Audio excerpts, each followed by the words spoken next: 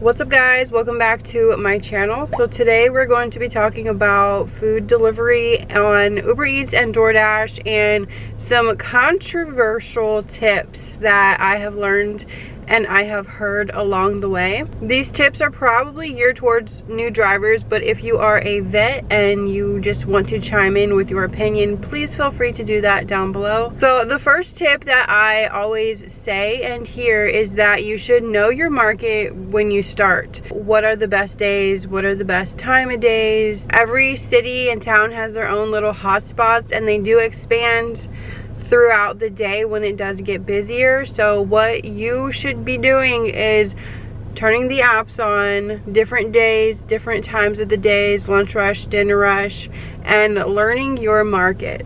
Now this one is controversial in my opinion because every single day is different, every week is different, every month is different. Last week I was working almost every single day and I was making good money, getting good consistent orders on Uber Eats and DoorDash.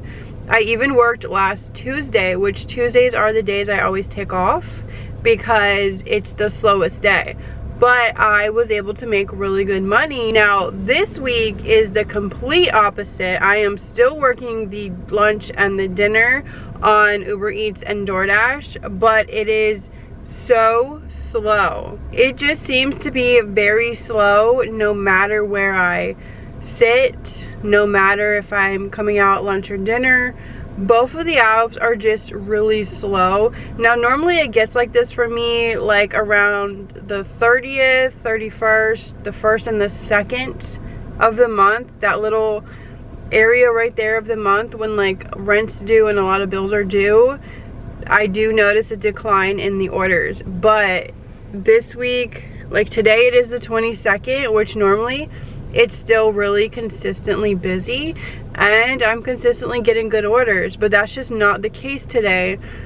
So even though I know this area usually gives me really good orders on a Thursday at 11 in the morning, which is what it is right now, it has not been the case today at 11 in the morning compared to last week when I was getting consistent good orders. Another very controversial topic is, do we take every order that comes to our phone? Are we punished when our acceptance rate gets low? Do we have to keep it in the 90s, in the 80s, like it says on your screen? If you keep your acceptance rate high on DoorDash, you will get better offers. I just accept the orders that make sense to me and my pockets with the mile per pay ratio of the order, and if I have to do a round trip, are the miles going to be doubled? But if you do want to keep your acceptance rate high, then go for it. You could take those $2-3 orders. Along with keeping track of your pay per mile, the miles are very, very important. So make sure you are tracking your miles. I used to have a pen and paper and I would write down my miles before my shift and after my shift and I would add them up.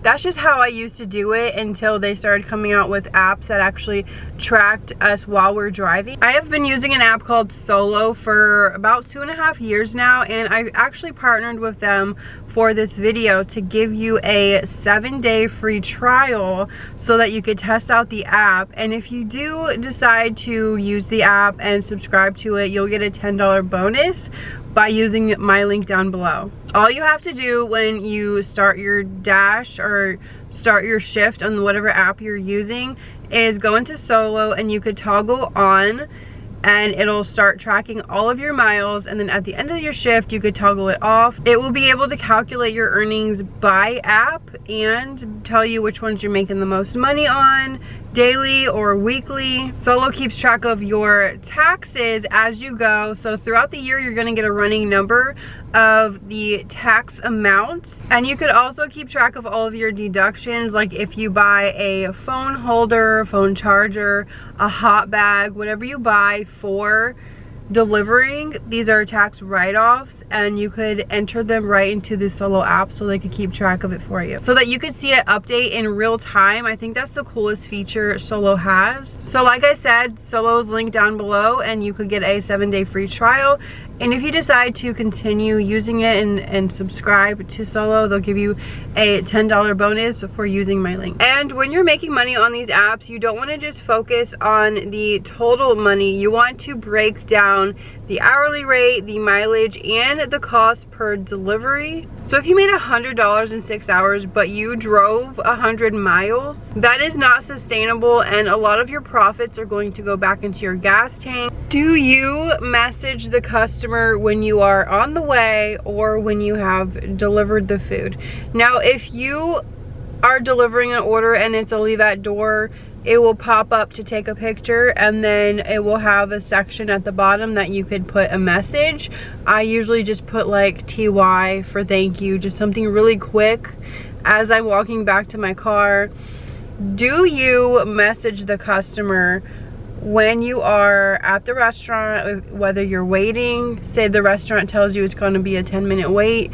Do you message the customer? There was a point in time where I was testing it out, and I was messaging every single customer that I was either waiting a certain amount of minutes for their order, or I was on the way and I'll be there in this many minutes.